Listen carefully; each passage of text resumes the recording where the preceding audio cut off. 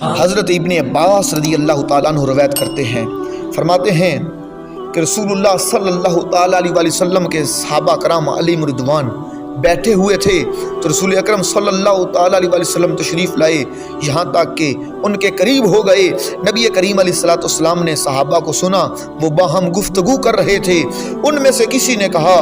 اللہ تعالیٰ نے جناب ابراہیم علیہ السلام کو خلیل بنایا ہے، تو کسی نے کہا کہ اللہ تعالیٰ نے موسیٰ علیہ السلام سے حقیقتاً کلام فرمایا ہے۔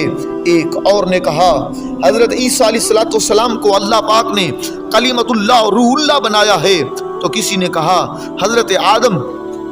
علیہ السلام کو اللہ پاک نے صفی اللہ فرمایا ہے۔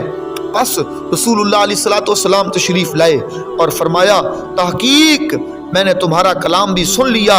تمہاری یہ بات مجھ کو بھاتی ہے، پسند آئی کہ ابراہیم خلیل اللہ ہیں اور وہ ایسے ہی ہیں، اور آدم صفی اللہ ہیں وہ ایسے ہی ہیں۔ اللہ خبردار میرے صحابہ سن لو، انا حبیب اللہ، میں رب کا حبیب ہوں، بلا فخرا مگر اس پہ فخر نہیں کرتا۔ پھر فرماتے ہیں انا حامل لواء الحمد یوم القیامہ تاتہ آدم فمن دونہ، فرمایا کہ لواء حمد قیامت کے دن میں محمد کے ہاتھ میں ہوگا، آدم سے لے کر سارے انبیاء و رسل اس کے سائے میں ہوں گے،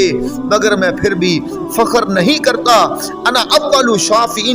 و اول مشفع یوم القیامہ، میں ہی وہ سب سے پہلے ہوں جو رب کی بارگاہ میں شفاعت بھی کرے گا اور سب سے پہلے جس کی شفاعت قبول ہوگی۔ میرے آقا فرماتے ہیں ولا فخرا، اس پر بھی کوئی فخر نہیں ہے۔ انا اول من یحرق حلق الجنت فیفتح اللہ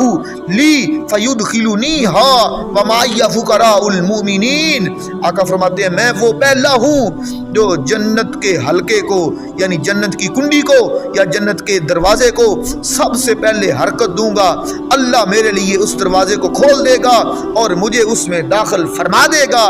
اور میرے ساتھ میری امت کے فقراء مومنین ہوں گے۔ غریبوں کے